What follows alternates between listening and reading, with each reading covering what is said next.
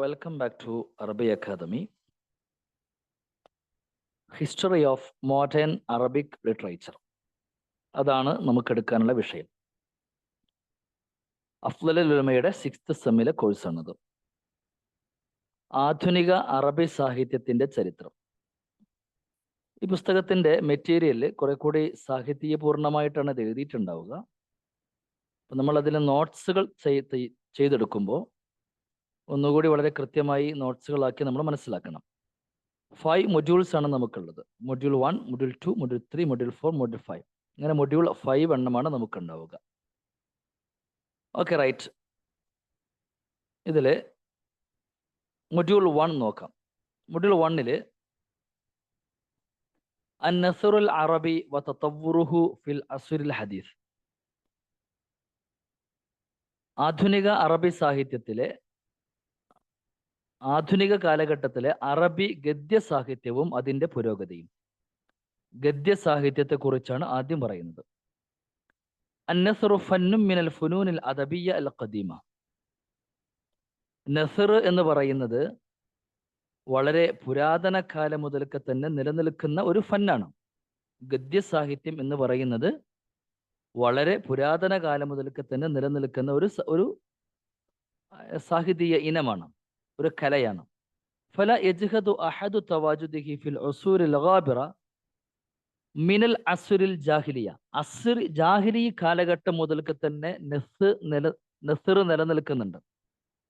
അത് ഏതൊക്കെ രൂപത്തിലായിരുന്നു നിലനിന്നിരുന്നത്? ഫി ഷക്കിലിൽ അംസാൽ, മസലുകളുടെ രൂപത്തിലായിരുന്നു. വൽ ഹിക്കമി, ഹിക്കമുകളുടെ രൂപത്തിലായിരുന്നു. വൽ ഹുതബി, പ്രസംഗങ്ങളുടെ രൂപത്തിലായിരുന്നു. വൽ വസ്വായ. അപ്പോൾ നമ്മൾ പറയുന്ന പോയിന്റ് ഇതാണ്, നസർ എന്ന് പറയുന്നത് വളരെ പഴയ കാലം മുതൽക്ക് തന്നെ നിലനിൽക്കുന്ന ഒരു കലയാണ്. ജാഹിലി കാലഘട്ടം മുതൽക്ക് തന്നെ ഇത് ഏതൊക്കെ തരത്തിൽ നിലനിന്നിരുന്നു? ജാഹിലി കാലഘട്ടത്തിൽ ഇത് മസലുകളുടെ രൂപത്തിലോ ഹിക്കമുകളുടെ രൂപത്തിലോ ഹുത്തബുകളുടെ രൂപത്തിലോ വസിയ്യത്തുകളുടെ രൂപത്തിലോ ആണ് നിലനിന്നിരുന്നത് ജാഹിലിയ കാലഘട്ടത്തിൽ. വബദഅ ഫീമാ ബഅദു ബഅദ അഅനി അൽ അസ്റൈൻ അൽ ഇസ്ലാമി വൽ അമവി. പിന്നീട് വരുന്ന കാലഘട്ടം ഇസ്ലാമിക കാലഘട്ടവും അമവി കാലഘട്ടവുമാണ്. ആ കാലഘട്ടത്തിൽ നസർ നിലനിന്നിരുന്നത് ബിൽ ഇലാഫത്തിൽ അദാലിക് അർ-റസായിൽ, ഈ പറയപ്പെട്ട രീതികളുടെ കൂടെ റസായിൽ എന്ന് പറയുന്ന ഒരു പുതിയ ഗദ്യ സാഹിത്യ രൂപം കൂടി വന്നു. റസായിൽ എന്ന് പറഞ്ഞാൽ കത്തുകൾ എഴുതുക. കത്തുകൾ എഴുതുക എന്ന് പറഞ്ഞാൽ രാജാക്കന്മാർ അല്ലെങ്കിൽ പരസ്പരം അങ്ങോട്ടും ഇങ്ങോട്ടും എഴുതുന്ന കത്തുകൾ, അല്ലെങ്കിൽ ആളുകൾ പരസ്പരം അങ്ങോട്ടും ഇങ്ങോട്ടും എഴുതുന്ന കത്തുകൾ, ഇതൊക്കെയാണ് ഉദ്ദേശിക്കുന്നത്. അപ്പോൾ ജാഹിലി കാലഘട്ടത്തിൽ എങ്ങനെയാണ് നസർ നിലനിന്നിരുന്നത്, അതേപോലെ ഇസ്ലാമിക കാലഘട്ടത്തിലും അമവി കാലഘട്ടത്തിലും നസർ നിലനിന്നിരുന്നത് ഏത് രൂപത്തിലാണോ? ثم خطى خطوة حثيثة حتى شهد العصر العباسي الذي يعد العصر الذهبي للغة العربية وآدابها. അറബി ഭാഷയെ സംബന്ധിച്ചിടത്തോളം, അറബി സാഹിത്യത്തെ സംബന്ധിച്ചിടത്തോളം സുവർണ കാലഘട്ടം എന്ന് പറയുന്ന അബ്ബാസി കാലഘട്ടമാണ് പിന്നെ വരുന്നത്. وذلك بما نالته اللغة العربية والفنون الأدبية من ازدهار باهر وتقدم ظاهر. ആ കാലഘട്ടമായപ്പോഴേക്കും അറബി ഭാഷയും അറബി സാഹിത്യമായ കലകളും ലോക പ്രശസ്തമായി മാറി. وظهر النثر العربي في هذا العصر مع الخطب والرسائل في زي جديد. ഈ കാലഘട്ടത്തില് ഖുതുബകളും റസായിലുകളും പുതിയ ഒരു വേഷത്തിലും ഭാവത്തിലും വരാൻ തുടങ്ങി. വഹുവ, അത് മനുസമ്മിഹി ബിൽ മഖാമാത്ത് വൽ അംസാൽ വൽ ഹിക്കായാത്ത്. അത് നമുക്ക് ഇങ്ങനെ പേര് വിളിക്കാം, മഖാമാത്തുകൾ. മഖാമാത്തുകൾ ഉണ്ടാകുന്നത് അബ്ബാസി കാലഘട്ടത്തിലാണ്. വൽ അംസാൽ, മസലുകൾ നേരത്തെ ഉണ്ടായിരുന്നു, പിന്നെയും വന്നു. വൽ ഹിക്കായാത്ത്, ഉദ്ധരണികൾ. അപ്പോൾ ജാഹിലി കാലഘട്ടത്തിൽ എങ്ങനെയാണ് നസർ നിലനിന്നിരുന്നത്? ഇസ്ലാമിക കാലഘട്ടത്തിലും അമവി കാലഘട്ടം എത്തിയപ്പോഴും അത് റസായിൽ രൂപത്തിലേക്ക് വന്നു. അബ്ബാസി കാലഘട്ടം എത്തിയപ്പോൾ ആ ഗദ്യ സാഹിത്യം മഖാമാത്തുകളുടെയും അംസാലുകളുടെയും ഹിക്കായാത്തുകളുടെയും രൂപത്തിൽ വന്നു. ഇതാണ് പ്രധാനപ്പെട്ട പോയിന്റുകൾ. വലകിൻ النثر العربي لم يتطور كما كان حقه من حيث الأساليب والمعاني والتراكيب والمدلولات والمقومات والمكونات. പക്ഷെ അതിനുശേഷം ശരിക്കും പറഞ്ഞാൽ ഒരു ഉസ്ലൂബ് മഅന എന്ന അർത്ഥത്തിൽ, അതുപോലെ അതിന് തർക്കീബുകൾ, അതിന് സ്ട്രക്ചറുകൾ, മദ്ലൂലാത്തുകൾ, മുഖവ്വിമാത്ത് എന്ന അർത്ഥത്തിൽ പിന്നീട് അങ്ങോട്ട് അറബ് സാഹിത്യം വേണ്ടത്ര പുരോഗതി പ്രാപിച്ചില്ല. فصار اهتمام الأدباء والكتاب محصورا في الصناعة اللفظية. അതിനുശേഷം വന്ന സാഹിത്യകാരന്മാരുടെ ഒരു ഇഹ്തിമാം, അവരുടെ ഇമ്പോർട്ടൻസ് സിനാഅത്തിൽ ലഫ്ലിയയിൽ മാത്രം ഒതുങ്ങി നിന്നു. വാക്കുകൊണ്ടുള്ള കുറെ കളി. സാഹിത്യം എന്ന് പറഞ്ഞാൽ അതിന്റെ സ്ട്രക്ചർ നോക്കിയിട്ടല്ല, അതിന്റെ മായനയിലേക്കല്ല പിന്നെ വന്നത് എങ്ങനെയാണ്? ലഫ്ലിയായ അസ്വിനാഅത്തുൽ ലഫ്ലിയ, പദങ്ങൾ അങ്ങോട്ടും ഇങ്ങോട്ടും മാറ്റി മാറ്റി മാറ്റി മാറ്റി പറയാം. ആ ഒരു ലെവലിന് പ്രാധാന്യം കൊടുക്കാൻ തുടങ്ങി. ഫഅക്സറു ഫീഹ അൽ മുഹസ്സിനാത്ത് അൽ ബദീഇയ്യ. അങ്ങനെ വന്നപ്പോൾ സ്വാഭാവികമായി ബലാഗയിലെ ഒരു ഇനമായ അൽ മുഹസ്സിനാത്ത് അൽ ബദീഇയ്യ എന്ന ഒരു ഇനം വളരെ കൂടുതലായിട്ട് വന്നു. വസാദൽ അംറു സവാഅൻ ബഅദ വസൂലിഹി ഇലൽ അസ്റിൽ ഉസ്മാനി. അങ്ങനെ ഉസ്മാനി കാലഘട്ടം എത്തിയപ്പോഴും ഇതേ അവസ്ഥ തന്നെയാണ്. വലിയ മാറ്റമൊന്നുമില്ല. ഹൈനമാ ശദ്ദദ റുകൂദ് വൽ ജുമൂദ് ഖബലത്തുഹു അലൽ ഫുനൂനിൽ അദബിയ്യ. സാഹിതീയമായ കലകളിൽ ഒരുതരം റുക്കൂദും ജുമൂദും ഒക്കെ പിടിപെട്ടു, വികസനങ്ങളൊന്നുമില്ല. വഅസ്ഖനതഹ മഖാലിബുഹു മിൻ കുല്ലി ജാനിബ് ഹത്താ ഹദിമത് നാറുൽ ഉമ്മത്തിൽ ഇസ്ലാമിയ്യ. അങ്ങനെ ഇസ്ലാമിക സമൂഹത്തിന്റെ ഒരു തീജ്വാല ഉണ്ടാകുന്നത് വരെ. وبدأت العلوم والفنون تذرف فعبرات على أحوالها وتشكو بثها وحزنها إلى الله. അപ്പോ ഈ അറബ് ലോകത്ത് അതേസമയം ബദഅത്ത് അൽ ഉലൂം വൽ ഫുനൂൻ, അറബ് ലോകത്തുണ്ടായിരുന്ന സാഹിത്യങ്ങളും വിജ്ഞാനങ്ങളും അതിങ്ങനെ ഓരോ സന്ദേശങ്ങൾ പറയും, അത്രേ ഉണ്ടായിരുന്നുള്ളൂ. അപ്പോ അതിന്റെ പരാതികൾ അള്ളാഹുവിനോട് പറയുന്ന ഒരു ഘട്ടത്തിലേക്ക് എത്തി. എന്ന് പറഞ്ഞാൽ എന്തെങ്കിലും നമുക്കൊരു പുരോഗതി ഇസ്ലാമിൽ ഉണ്ടാകണം എന്ന് പറയുന്ന ഒരു ചിന്തയിലേക്ക് അറബ് ലോകം വരാൻ തുടങ്ങി. ഫഅദിനല്ലാഹു ശംസൽ ഹലാറ അൻ തുശ്രിഖ മറത്തൻ സാനിയ. അപ്പോൾ അള്ളാഹു സുബ്ഹാനഹു വതആല ഹലാറത്തിന്റെ സൂര്യൻ രണ്ടാമത് ഉദിക്കാൻ അനുവദിച്ചു. ഇതൊരു സാഹിത്യമായിട്ടാണ് പറയുന്നത് കേട്ടോ. ഫസ്തഅലത് നാറുൽ യഖ്ലത്തി ونورها وتبدد الظلام الحالك من البلدان العربية. അങ്ങനെ وتلاشى الجمود والركود ولا سيما من مصر. അപ്പോൾ സ്വാഭാവികമായി പുരോഗതി പ്രാപിക്കണം എന്ന ചിന്തകളൊക്കെ വരാൻ തുടങ്ങി. ആ പുരോഗതി പ്രാപിക്കണം, സാഹിതീയമായ പുരോഗതി ഉണ്ടാകണം എന്ന ചിന്ത ആദ്യമായിട്ട് പിന്നീട് ആധുനിക കാലഘട്ടത്തിൽ വരുന്ന മിസ്റിൽ നിന്നാണ്, ഈജിപ്തിൽ നിന്നാണ്. എന്തുകൊണ്ട്? ബഅദ അന്ന ഗസാഹ നെപ്പോളിയോൻ സന 1798 നെപ്പോളിയൻ രാജാവ് മിസ്ർ കീഴടക്കിയതിന് ശേഷമാണ് മിസ്റിൽ നിന്ന് സാഹിത്യത്തിന്റെ പുതിയ പ്രകാശങ്ങൾ വരാൻ തുടങ്ങുന്നത്. അതാണ് ഇതിൽ അടുത്ത പോയിന്റ്. അപ്പൊ ഇത്രയും കാലം നമ്മൾ പറഞ്ഞു, അബ്ബാസി കാലഘട്ടത്തിന് ശേഷം പിന്നീട് ഇസ്ലാമിക ലോകത്ത് സാഹിത്യത്തിന്റെ പുലരി ഉണ്ടായിരുന്നില്ല. ഉസ്മാനി സാമ്രാജ്യം വന്നപ്പോഴും സാഹിത്യത്തിന് വലിയ പ്രാധാന്യം നൽകപ്പെട്ടിരുന്നില്ല. അത് കഴിഞ്ഞ് പിന്നീട് അറബ് സാഹിത്യത്തിന്റെ പ്രാധാന്യം നൽകപ്പെടുന്നത് മിസ്റിൽ നിന്നാണ്. മിസ്റിൽ എപ്പോൾ മാത്രമാണ്? 1798 നെപ്പോളിയൻ മിസ്ർ എന്ന രാജ്യത്തെ യുദ്ധം ചെയ്ത് കീഴടക്കിയതിന് ശേഷം മാത്രം. ثم أخذت هذه النهضة الأدبية البلاد الأخرى بين جنباتها. പിന്നീട് ഇത് മറ്റു രാജ്യങ്ങളിലേക്ക് കൂടി വ്യാപിച്ചു എന്നതാണ് സത്യം. ചുരുക്കി പറഞ്ഞാൽ ഹക്കദ ബദഅത് ഹറകത്തു ഇംബിആസ് മഅനഹു ഉണർച്ച ഫിൽ അദബിൽ അറബി. അറബി സാഹിത്യത്തിൽ ഉണ്ടായിരുന്ന ഈ ഉണർച്ച തുടങ്ങുന്നത് മഅ നിഹായത്തിൽ ഖർനി الثامن عشر, 18ാം നൂറ്റാണ്ടിന്റെ അവസാനത്തോടു കൂടെയാണ് എന്ന് വേണമെങ്കിൽ പറയാം. ശരിയാണല്ലോ. 1798 എന്ന് പറയുന്ന 18ാം നൂറ്റാണ്ടിന്റെ അവസാനം. വല്ലത്തി മഹദത് അസ്സുബുല അൽ ഇഹ്തികാക്കൽ അറബി മഅൽ ഗർബി. ഇത് ശരിക്കു പറഞ്ഞാൽ മഹദത്, അത് സൗകര്യപ്പെടുത്തി കൊടുത്തു. അസ്സുബുല, മാർഗങ്ങൾ സൗകര്യപ്പെടുത്തി കൊടുത്തു. എന്തിന്? ഇഹ്തികാക്കൽ അറബി മഅൽ ഗർബി, അറബികൾക്ക് പടിഞ്ഞാറുമായിട്ട് ഇഹ്തികാക്ക് ഉണ്ടാവാൻ, ഒരുതരം ചേർച്ച ഉണ്ടാവാൻ. ഇഹ്തികാക്ക് മാന ശരിക്കും പറഞ്ഞാൽ ചൊറിച്ചിലാണ്. ഇവിടെ ഉദ്ദേശിക്കുന്നത് എന്താണ്? അറബികൾ ഓർബുമായി, പടിഞ്ഞാറുമായിട്ട് ഒരു കലരലുണ്ടായി. അതിനുള്ള മാർഗമാണ് നെപ്പോളിയൻ 1798 മിസ്ർ കീഴടക്കുമ്പോൾ ഉണ്ടാകുന്നത്. അതാണ് ശരിക്കും പറഞ്ഞാൽ ഈ സാഹിത്യത്തിന്റെ പുരോഗതിക്ക് വളരെ പ്രധാനപ്പെട്ട ഒരു പങ്ക് വഹിച്ചത്. ആദാബിൽ ഫറഞ്ച, അതോടുകൂടെ ഇവർക്ക് ഫ്രഞ്ച് സാഹിത്യവുമായിട്ട് വലിയ ബന്ധമുണ്ടാവാൻ തുടങ്ങി. ഫ്രാൻസിൽ സാഹിത്യം വളരെയധികം പുരോഗതി പ്രാപിച്ച ഒരു കാലമാണ്. ഇന്നും അങ്ങനെ തന്നെയാണ്. എല്ലാ കലകളുടെയും ജന്മം ശരിക്കു പറഞ്ഞാൽ പാരീസിന്റെ തെരുവാണ് എന്ന് പറയപ്പെടാറുണ്ട്. എന്ന് പറഞ്ഞതുപോലെ നെപ്പോളിയൻ ഈ രാജ്യത്ത് വന്ന് അതിശത്വം സ്ഥാപിച്ചതോടുകൂടെ അവർക്ക് ഫ്രഞ്ച് സാഹിത്യവുമായിട്ട് ഉണ്ടാവാൻ തുടങ്ങി. അപ്പോൾ സ്വാഭാവികമായിട്ട് അറബ് സാഹിത്യം വികസിക്കാനും വളരാനും തുടങ്ങി. അതോടുകൂടെ അറബ് സാഹിത്യകാരന്മാർ അവർ ഉയർച്ചയിലേക്ക് വരാൻ തുടങ്ങി. അതോടൊപ്പം തന്നെ അറബ് സാഹിത്യം അതിന്റെ ആ ഒരു മടുപ്പിൽ നിന്ന് ഉയർച്ചയിലേക്ക് വരാൻ തുടങ്ങി. ഇതൊക്കെ ഒരേ അർത്ഥത്തിൽ പറയുന്ന സാധനങ്ങളാണ്.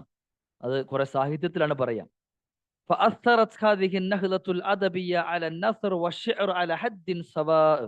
അതുകൊണ്ട് തന്നെ ഈ സാഹിത്യമായ നവോത്ഥാനം ഗദ്യ സാഹിത്യത്തെയും പദ്യ സാഹിത്യത്തെയും ഒരേപോലെ സ്വാധീനിച്ചു എന്ന് പറയാം. രണ്ടിലും മാറ്റം വരാൻ തുടങ്ങി. ആധുനിക അറബ് സാഹിത്യത്തിൽ ഈ ഒരു സംഭവം നടന്നതോടുകൂടെ രണ്ടിലും മാറ്റം വരാൻ തുടങ്ങി.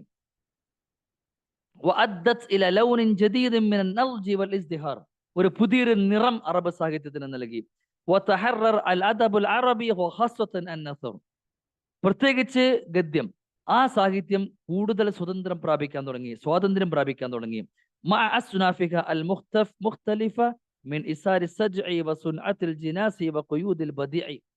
സ്വാഭാവികമായിട്ട് അറബ് സാഹിത്യത്തിൽ നിലനിൽക്കുന്ന വ്യത്യസ്തമായ ഇനങ്ങളുണ്ട്, സാഹിത്യ രൂപങ്ങളുണ്ട്. ഏതാണ്?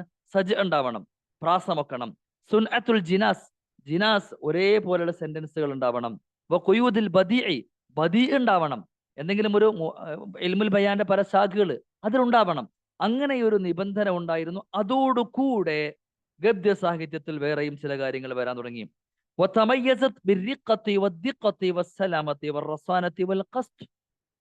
മാത്രമല്ല അറബ് സാഹിത്യം കൂടെ കൂടി സൂക്ഷ്മമായ ഒരു സാഹിത്യമാവാൻ തുടങ്ങി.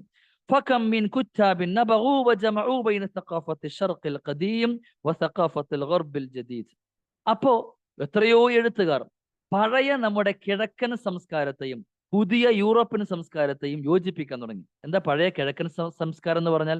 സാഹിത്യത്തിലുള്ള സംസ്കാരത്തെ പറ്റിയാ പറയുന്നത്. എന്താണത്? സജ ഉണ്ടാവുക, നല്ല പ്രാസൊപ്പിച്ച് പറയാ, നല്ല ജിനാസായിട്ട് പറയാ, ബദിയായിട്ട് പറയാ. ഇതൊക്കെയാണ് പഴയ കിഴക്കൻ സംസ്കാരം. പക്ഷെ അറബ് ലോകം, പടിഞ്ഞാറൻ ലോകം എന്ന് പറഞ്ഞാൽ അതിനേക്കാളും കുറെ കൂടി മെച്ചപ്പെട്ടു, വേറെ തരത്തിലേക്ക് പോയി. സാഹിത്യത്തിന്റെ വ്യത്യസ്തമായ രൂപങ്ങളിലേക്ക് പോയി. ഡ്രാമ ഉണ്ടാവാൻ തുടങ്ങി. അതേപോലെ തന്നെ അങ്ങനെയുള്ള കുറെ കാര്യങ്ങൾ വരാൻ തുടങ്ങി. അപ്പോ ഈ രണ്ടിനെയും, അഥവാ പടിഞ്ഞാറിന്റെ പുതിയ രൂപത്തെയും കിഴക്കിന്റെ ഈ പഴയ രൂപത്തെയും ഒരുമിച്ച് കൂട്ടുന്ന ഒരുപാട് അറബ് സാഹിത്യകാരന്മാർ ഉണ്ടായി എന്നർത്ഥം. അവര്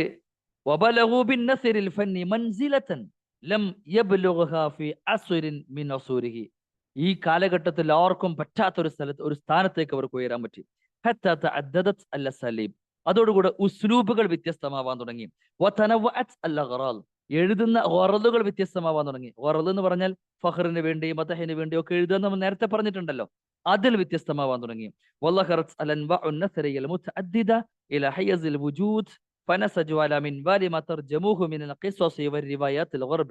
അപ്പൊ നോവല്, കഥകള്, അങ്ങനെ പടിഞ്ഞാറിന്റെ പുതിയ പുതിയ സാഹിത്യ രൂപങ്ങളിലേക്ക് അവർ വളരാൻ തുടങ്ങി എന്നർത്ഥം. ഇനി നമ്മൾ പറയുന്നത്, ഇപ്പോൾ നമ്മളൊരു ആമുഖം എന്ന പോലെ പറഞ്ഞതാണ്. ഇതിൽ പോയിന്റുകൾ നമ്മൾ നോട്ട് ചെയ്ത് വെക്കണം, അതാണ് ഇമ്പോർട്ടൻറ്റ്. ഓക്കെ, ഇപ്പോൾ വളരെ കുറച്ചേ ഉണ്ടാവുള്ളൂ നമുക്ക് ഇൻഷാ അല്ലാഹ്. പിന്നെ ഇതിൽ അതേപോലെ തന്നെ ഭാഷ എന്ന് പറയുന്നത്, ഇതിലെ ഭാഷ നിങ്ങൾ എഴുതണം എന്നില്ല. ഇത് കുറച്ചുകൂടി സാഹിത്യമായ ഒരു ഭാഷയാണ്. അപ്പൊ നമ്മുടേതായിരിക്കുന്ന ഒരു ഭാഷയിലേക്ക് അത് മാറ്റി പോയിന്റ് ആക്കി എഴുതി നമ്മളൊരു പാരഗ്രാഫ് എസ്സേക്കാക്കി മാറ്റിയെടുക്കണം. ഓക്കെ, ഇനി രണ്ടാമത്തെ ഭാഗം പറയാം, അടുത്ത ഭാഗം പറയാം. ബവായിസു ഇസ്തിഹാരി നസ്രിൽ അറബി അൽ ഹദീസ്, ആധുനിക അറബ് സാഹിത്യ ഗദ്യ സാഹിത്യത്തിന്റെ ബവായിസ് എന്തെല്ലാം. ബവായിസ് എന്ന് പറഞ്ഞാൽ ഫാക്ടേഴ്സ്, അതിന് ഇൻഫ്ലുവൻസ് ചെയ്ത ഘടകങ്ങൾ, അതാണ് ബവായിസ് എന്ന് പറഞ്ഞാൽ. അപ്പൊ ആധുനിക അറബ് സാഹിത്യ ഗദ്യ സാഹിത്യത്തിന്റെ വളർച്ചയ്ക്ക് ഇൻഫ്ലുവൻസ് ചെയ്ത ഘടകങ്ങൾ എന്തെല്ലാം. وأما البواعث والحوافز حوافز معنا بواعث معنا സെയിം ആണ്. التي ساعدت النهضة الأدبية الحديثة عامة, പൊതുവിൽ ആധുനിക സാഹിത്യത്തെ സഹായിച്ച ഘടകങ്ങൾ. വന്നസർ അൽ അറബി അൽ ഹദീസ് ഖസ്വത്തൻ, പ്രത്യേകിച്ച് അറബ് സാഹിത്യത്തെ സ്വാധീനിച്ച ഘടകങ്ങൾ എന്തെല്ലാം? നമ്മൾ ഈ പറഞ്ഞ അളവിലേക്ക് ഇങ്ങനെ ഉയരാൻ സഹായിച്ച ഘടകങ്ങൾ എന്തെല്ലാം? ഒന്നാമത്തെ ഘടകം ഹുവൽ ഇത്തിസ്വാലുൽ ഫിക്രി വസ്സഖാഫി ബൈന ശർഖി വൽ ഗർബി, അതാണ് പ്രധാനപ്പെട്ട ഘടകം. അതന്നെയാണ് ഇതിൽ പറയുന്ന ഒരു ഘടകം ഉണ്ടാവുള്ളൂ. എന്താണത്? അൽ ഇത്തിസ്വാലുൽ ഫിക്രി വസ്സഖാഫി, ചിന്താപരമായ സാംസ്കാരികപരമായ ബന്ധം. ബൈന ശർഖി വൽ ഗർബി, പടിഞ്ഞാറിന്റെയും കിഴക്കിന്റെയും ഇടയിൽ ചിന്താപരവും സാംസ്കാരികപരവുമായ ഒരു ബന്ധമുണ്ടായി. അതെങ്ങനെ ഉണ്ടായി? നമ്മൾ നേരത്തെ പറഞ്ഞു. 1798 നെപ്പോളിയൻ ബോണപ്പാർട്ട് മിസറിനെ കീഴടക്കുന്നതോടുകൂടെ മിസറും ഫ്രഞ്ചും തമ്മിൽ ഈ ബന്ധമുണ്ടായി, അഥവാ കിഴക്കും പടിഞ്ഞാറും തമ്മിൽ. മിസറിൽ നിന്ന് ഈ വെളിച്ചം, അല്ലെങ്കിൽ മിസറിൽ നിന്ന് ഈ തരംഗം ലോകത്തിന്റെ മറ്റു അറബ് രാജ്യങ്ങളിലേക്ക് വ്യാപകമായി. ഓക്കെ, അങ്ങനെയാണ്. അപ്പൊ ഈ ബന്ധമാണ് ഒന്നാമത്തെ കാരണം. സ്വാഭാവികമായി കിഴക്കൻ സാഹിത്യങ്ങൾ അഥവാ അറബ് സാഹിത്യങ്ങൾ പടിഞ്ഞാറൻ സാഹിത്യങ്ങളെ സ്വാധീനിക്കാൻ തുടങ്ങി. പടിഞ്ഞാറൻ സാഹിത്യങ്ങളിൽ നിന്ന് പലതും അവർ ഉൾക്കൊള്ളാൻ തുടങ്ങി. ഇംഗ്ലീസിയ വൽ ഫറൻസിയ, പ്രത്യേകിച്ച് ബ്രിട്ടീഷ് സാഹിത്യങ്ങളും ഫ്രഞ്ച് സാഹിത്യങ്ങളും. അതെങ്ങനെയാണ് അങ്ങനെ ഒരു ഇത്തിസ്വാൽ ഉണ്ടായത്? അതായത് ഇവർ അങ്ങോട്ടും ഇങ്ങോട്ടും പോയി എന്ന് പറഞ്ഞു. ഏത് തരത്തിലായിരുന്നു? അതൊരു പക്ഷേ അങ്ങോട്ടും ഇങ്ങോട്ടുമുള്ള എഹ്തിക്കാക്ക് കാരണം. ഇവിടെ നിന്ന് അങ്ങോട്ട് പോകും, അവിടെ നിന്ന് ഇങ്ങോട്ട് വരും, പരസ്പരം നിരൂപണം നടത്തും, അതൊക്കെയാണ് എഹ്തിക്കാക്ക്. അതേപോലെ അധ്യാപനം, ദൗത്യ സംഘങ്ങൾ പോവുക. മിസ്റിൽ നിന്നുള്ള കുറെ ദൗത്യ സംഘം പടിഞ്ഞാറിന്റെ സാഹിത്യം പഠിക്കാൻ വേണ്ടി പോകും, അല്ലെങ്കിൽ അവിടുത്തെ ഭരണപരിഷ്കാരങ്ങൾ പഠിക്കാൻ പോകും. ആ കൂട്ടത്തിൽ സാഹിത്യകാരന്മാരുണ്ടാകും. അവിടെ ചെല്ലുമ്പോൾ സ്വാഭാവികമായി അവർ സാഹിത്യം പഠിക്കും. വത്തർജുമ, യൂറോപ്പിന്റെ ഒരുപാട് സാഹിത്യങ്ങളെ അറബിയിലേക്ക് തർജുമ ചെയ്തു. അങ്ങനെ അതേപോലെ തന്നെ ഒരുപാട് പത്രസ്ഥാപനങ്ങൾ തുടങ്ങാൻ തുടങ്ങി, പ്രസിദ്ധീകരണ സ്ഥാപനങ്ങൾ തുടങ്ങാൻ തുടങ്ങി. അപ്പൊ സ്വാഭാവികമായിട്ട് അവിടുത്തെ സാഹിത്യം ഇവിടേക്ക് വരാൻ തുടങ്ങി, പുതിയ തരത്തിലുള്ള സാഹിത്യങ്ങൾ ഉണ്ടാവാൻ തുടങ്ങി. പ്രിന്റിംഗ് നടക്കാൻ തുടങ്ങി, പബ്ലിഷിംഗ് നടക്കാൻ തുടങ്ങി. മദാരിസ്, മദ്രസകൾ സ്ഥാപിക്കാൻ തുടങ്ങി. പഴയ മദ്രസകളിൽ നിന്ന് വ്യത്യസ്തമായി പുതിയ അപ്ഡേറ്റഡ് വേർഷനിലേക്ക് വരാൻ തുടങ്ങി. വൽ ജാമിഅത്ത്, യൂണിവേഴ്സിറ്റികൾ. വൽ മജാമിഅ്, കോൺഫറൻസുകൾ സംഘടിപ്പിക്കാൻ തുടങ്ങി. വൽ ബറാമിജ് സഖാഫിയ, സാംസ്കാരികമായ പ്രോഗ്രാമുകൾ സംഘടിപ്പിക്കാൻ തുടങ്ങി. വൽ ഇജ്തിമാഇയ, സാമൂഹികമായ. വമ ഇല ദാലിക മിനൽ വസായിൽ, അങ്ങനെയുള്ള ഒരുപാട് കാര്യങ്ങളിലൂടെ ഈ ഫ്രഞ്ച് പടിഞ്ഞാറൻ സാഹിത്യവും അറബ് സാഹിത്യവും തമ്മിൽ കൂടുതൽ ബന്ധപ്പെടാൻ തുടങ്ങി. മനസ്സിലായോ?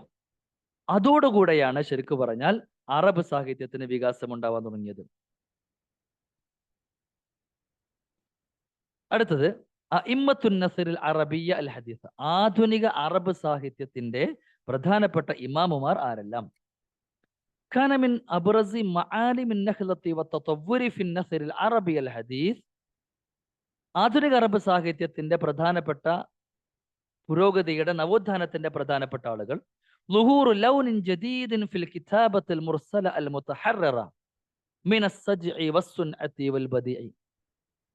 ഈ അറബ് സാഹിത്യത്തിൽ എപ്പോഴും എന്തുണ്ടാകും? സജ് ഉണ്ടാകും, സുൻഅത്ത് ഉണ്ടാകും, ബദീ ഉണ്ടാകും. നേരത്തെ പറഞ്ഞു ഇതെന്താ സംഭവം എന്നുള്ളത് അല്ലെ. ഇതിൽ നിന്ന് സ്വതന്ത്രമായ പുതിയ തരത്തിലുള്ള എഴുത്തിന്റെ രീതികൾ പരീക്ഷിക്കാൻ തുടങ്ങുന്നതോടുകൂടെയാണ് ശരിക്കും അറബ് സാഹിത്യത്തിന് നവോത്ഥാനം ഉണ്ടാകുന്നത്. അതിൽ പ്രധാനപ്പെട്ട ഒരാൾ അബ്ദുറഹ്മാൻ അൽ ജിബ്രത്തി, അദ്ദേഹമാണ് അതിൽ ഇമ്പോർട്ടന്റ്. അബ്ദുറഹ്മാൻ അൽ ജിബ്രത്തി. അപ്പോൾ മിൻ റുവാദി ഹാദൽ ലൗനി മിനൻ നസർ, ഈ തരത്തിലുള്ള ഗദ്യ സാഹിത്യം ആദ്യം തുടങ്ങിയ ആൾ അബ്ദുറഹ്മാൻ അൽ ജിബ്രത്തിയാണ്. അബ്ദുറഹ്മാൻ അൽ ജിബ്രത്തി, നോട്ട് ചെയ്ത് നോക്കണേ. ثم تأثر بالأسلوب الجبرتي جيل جديد من الكتاب. ഈ അബ്ദുറഹ്മാൻ അൽ ജിബ്രത്തിയെ പിന്നെ ഒരു വലിയ തലമുറ സ്വാധീനിച്ചു. വഖ്തഫു ഇസ്റഹു, ആ തലമുറ ഇദ്ദേഹത്തിന്റെ പിന്നാലെ കൂടുകയും ചെയ്തു. അങ്ങനെ ഈ അബ്ദുറഹ്മാൻ അൽ ജിബ്രത്തിയുടെ പിന്നാലെ കൂടിയ തലമുറയാണ് വമിൻ അംസാലിഹിം നാസിഫ് അൽ യാസ്ജി വ അഹ്മദ് ഫാരിസ് അഷ്ദിയാഖ്, ഇവരെല്ലാവരും. നോട്ട് ചെയ്ത് വെക്കണം. അപ്പൊ ഒന്നാമത്തെ ഈ മാറ്റം കൊണ്ടുവന്ന ആൾ അബ്ദുറഹ്മാൻ അൽ ജിബ്രത്തിയാണ്. അബ്ദുറഹ്മാൻ അൽ ജിബ്രത്തിയെ പിന്തുടർന്ന ഒരു തലമുറ പിന്നുണ്ടായി. അദ്ദേഹത്തിന്റെ ശൈലിയിലേക്ക് വന്ന ആളുകൾ, അദ്ദേഹത്തിന്റെ പുതിയ തരത്തിലുള്ള എഴുത്തിലേക്ക് വന്ന ആളുകൾ. അവരാരൊക്കെയാണ്? നാസിഫ് അൽ യാസ്ദി, അഹമ്മദ് ഫാരിസ് അഷ്ദിയാഖ്. ثم عقب ذلك أحرز النثر العربي الحديث تطورا واسعا وتحرر تماما من تلك القيود البديعة. നേരത്തെ പറഞ്ഞ സജ്ഇൽ നിന്നും സുന്നത്തിൽ നിന്നും ബദിഇയ്യ എല്ലാ കെട്ടുപാടുകളിൽ നിന്നും പൂർണ്ണമായി സ്വാതന്ത്ര്യം പ്രഖ്യാപിക്കാൻ തുടങ്ങി. وساد بين الأدباء والكتاب والخطباء أساليب الفصاحة والبلاغة تبعدهم عن التكلف والتصنع. അങ്ങനെ പുതിയൊരു സാഹിത്യ രൂപം വരാൻ തുടങ്ങി. അങ്ങനെ വന്നപ്പോ മനുഷ്യൻ എഴുതുന്നത് മനസ്സിൽ നിന്ന് എഴുതുന്ന ഒരു തരത്തിലേക്ക് വരാൻ തുടങ്ങി. സൂറ, ആ തരത്തിലുള്ള രൂപം നമുക്ക് കാണാൻ പറ്റും. ആരുടെ എഴുത്തുകളിൽ? അശ്ശൈഖ് മുഹമ്മദ് ബിൻ അബ്ദുൽ വഹാബ് റസഇലിഹി.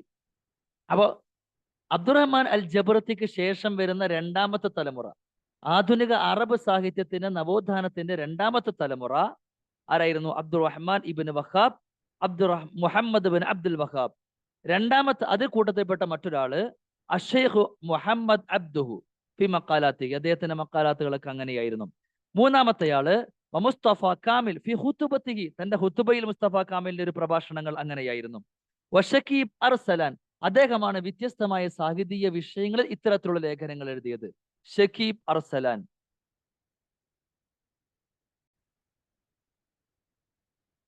ويعقب هذا الجيل جيل كان أشد تأثرا بعوامل النهضة الفكرية والثقافية والحضارية. ഇതാണ് പിന്നീട് സാംസ്കാരികമായ ഒക്കെ വലിയൊരു സ്വാധീനം ചെലുത്തിയ ഒരു തലമുറ അതിനുശേഷം വന്നു. അതായത് രണ്ടാമത്തെ ഈ തലമുറയെ സ്വാധീനിച്ച ഒരു തലമുറ വന്നു. ആരായിരുന്നു ആ തലമുറയുടെ പ്രധാനപ്പെട്ട ആളുകൾ? റിജാലുഹു വഖാന മിൻ അഷ്ഹരി റിജാലിഹി മുഹമ്മദ് ഹുസൈൻ ഹൈക്കൽ ഒരാള്, വൽ അഖ്വാൻ രണ്ട് സഹോദരന്മാർ. ആരാണത്? മുഹമ്മദ് വ മഹ്മൂദ് തൈമൂർ. കണ്ടോ, മുഹമ്മദ് വ മഹ്മൂദ് തൈമൂർ. അതുപോലെ തൗഫീഖുൽ ഹക്കീം മൂന്നാമത്തെ തലമുറയാണ് ഈ പറയുന്നത്. അബ്ബാസ് മഹ്മൂദ് അൽ അഖാദ്, ത്വാഹ ഹുസൈൻ, അഹമ്മദ് അമീൻ വ മുസ്തഫ ലുത്ഫി അൽ മൻഫലൂത്തി വ അംസാലുഹും. ഇതേപോലെയുള്ള ആൾക്കാർ. അപ്പോൾ ഈ മൂന്ന് തലമുറയെ പറ്റിയാണ് പറഞ്ഞത്. നോട്ട് ചെയ്ത് വെക്കണം. ഒന്നാമത്തെ തലമുറയിൽ അബ്ദുറഹ്മാൻ അൽ ജബർത്തി, അദ്ദേഹത്തെ സ്വാധീനിച്ച ആളുകൾ നാസിഫ് അൽ യാസ്ദിയെ പോലെയുള്ള ആളുകൾ. രണ്ടാമത്തെ തലമുറ മുഹമ്മദ് ബിൻ അബ്ദുൽ വഹാബ്. അത് ഓരോ ഘട്ടത്തിലാണ്. മുഹമ്മദ് ബിൻ അബ്ദുൽ വഹാബ് ശരിക്കും റസായിലാണ്. അതേപോലെ മുഹമ്മദ് അബ്ദു മക്കാലാത്തിലാണ്. മുസ്തഫ കാമിൽ ഹുതുബയിലാണ്. ഷക്കീബ് അർസലാൻ അൽ മൗലൂഅത്ത് അൽ അദബിയയിലാണ്. അവരെ സ്വാധീനിച്ച ആളുകൾ ആരെല്ലാം? അവരാണ് മുഹമ്മദ് ഹുസൈൻ ഹൈക്കൽ, മുഹമ്മദ് വ മഹ്മൂദ് തൈമൂർ, തൗഫീഖുൽ ഹക്കീം, അബ്ബാസ് മഹ്മൂദ് അൽ അഖാദ്, ത്വാഹ ഹുസൈൻ, അഹമ്മദ് അമീൻ, മുസ്തഫ ലുത്ഫി അൽ മൻഫലൂത്തി. ഓക്കെ, അപ്പോൾ ഇത്രയും ഭാഗമാണ് നമ്മൾ ഈ ആദ്യത്തെ ക്ലാസ്സിൽ പറയുന്നത്. അതിലെ അസ്നാഫുൻ നസറിൽ അൽ അറബിൽ ഹദീസ്, ആധുനിക അറബ് സാഹിത്യത്തിലെ ഗദ്യ സാഹിത്യത്തിന്റെ വ്യത്യസ്തമായ ഇനങ്ങൾ ഏതെല്ലാം, അതാണ് നമ്മൾ അടുത്ത ക്ലാസ്സിൽ ഇൻഷാ അല്ലാഹ് പറയാ. ഇൻഷാ അല്ലാഹ്.